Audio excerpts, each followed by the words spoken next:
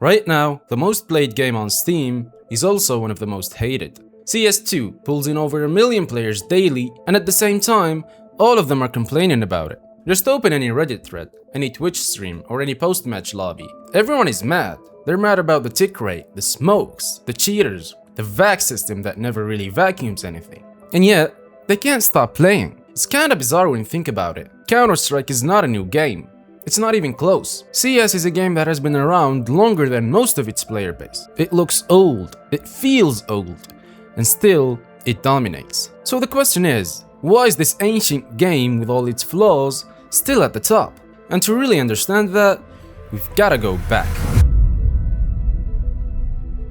The weird thing about Counter-Strike is that no one really remembers when they started playing it. One day, it was just there, on every computer, in every internet cafe. It didn't really matter where you lived or how old you were. If you ever touched the mouse, you probably played Counter-Strike. And the thing is, it wasn't some polished masterpiece. It was quite the opposite. The graphics were blocky, the sounds were crusty, and the menus looked like they were made in Microsoft Paint. But it didn't matter, because Counter-Strike had something that most games today lost: purity. You'd load into a match, buy a deagle, and run straight into mid like an idiot. No tutorials, no ping systems, and no revives. Just aim and click, miss, die. Then do it again. And somehow it felt perfect. There were no ranked grind, no daily missions, no algorithm. The only progression was whether or not your aim got better. And if it didn't, well, you probably learned to camp behind double doors with an auto sniper like a true coward. But here's what made it special. Even if you were bad at the game, you still wanted to play, because it didn't overwhelm you. It invited you in. It was the kind of game you could learn without a guide, without a coach, without YouTube tutorials. It was raw and honest, and maybe even a little stupid, but that's what made it fun. You didn't care about stats, you just wanted to buy a deagle and get a cool headshot, or knife your friend, or spam fire in the hole 50 times before getting kicked.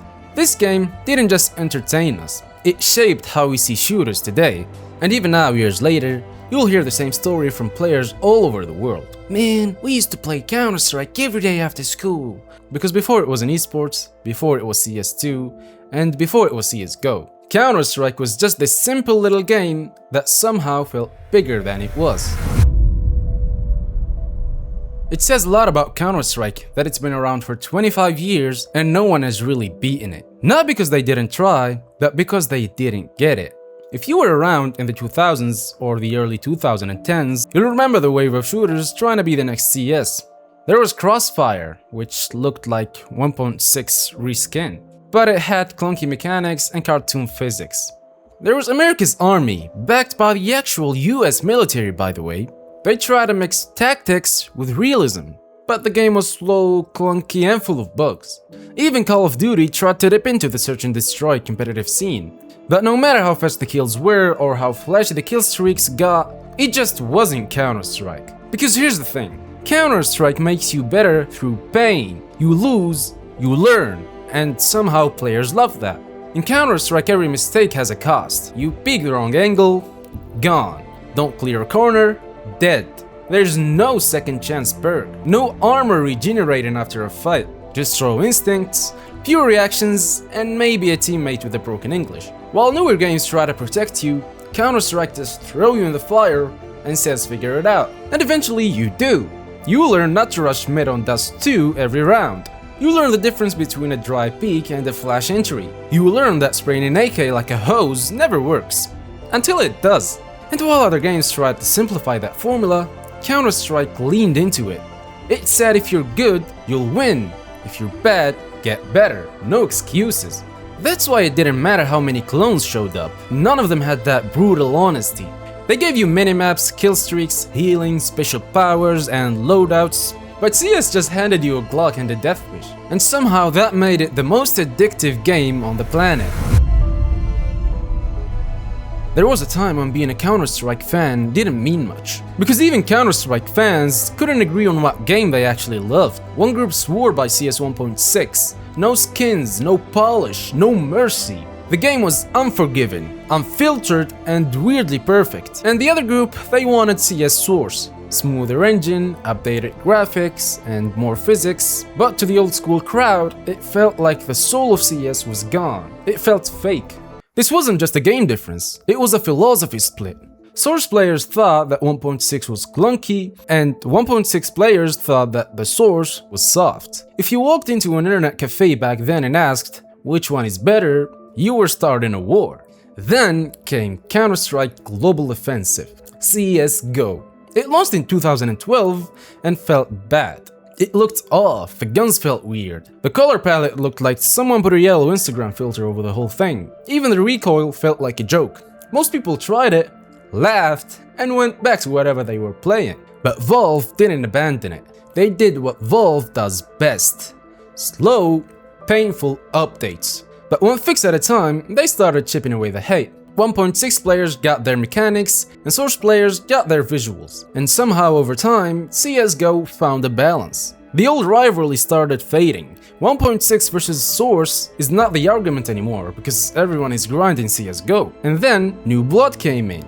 People who never touched 1.6 or Source. Kids who grew up watching streamers and YouTubers. They weren't here for nostalgia.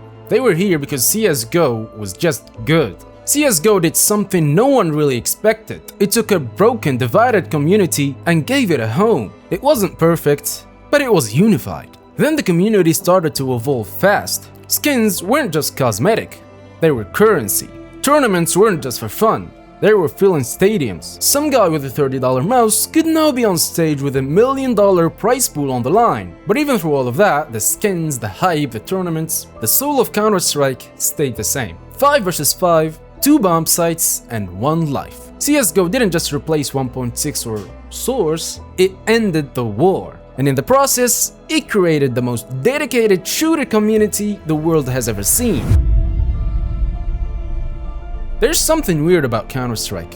It's the only game where people are screaming that they hate the game while queuing up for another game. It's like being in a toxic relationship, except you're the one who won't walk away. You miss shots you've landed 100 times. You get queued up with teammates who play like it's their first day on Earth. You lose rounds that you should have won, and win rounds that you barely deserved. And yet, you keep coming back. It is just you, your aim, and the consequences of every decision you make. Most games want to reward you, Counter-Strike wants to test you. And yes, it can be infuriating. You'll curse at your screen, swear off the game, and maybe even uninstall it out of pure rage. And somehow 24 hours later, you're downloading it again like nothing happened. And the funny part, everyone acts like they're over it. Every new update gets roasted to death. People say the devs don't care, the servers are trash, the smurfs are ruining everything, but the player count never drops. Because beneath all the whining and the memes, people care deeply about the game. They care because it's honest. You don't win by chance. You win because you earned it. That moment when you outsmart an entire team with a good guess and a flashbang, that moment when you hold down sight alone with 3 bullets and 0 hope, that's the high.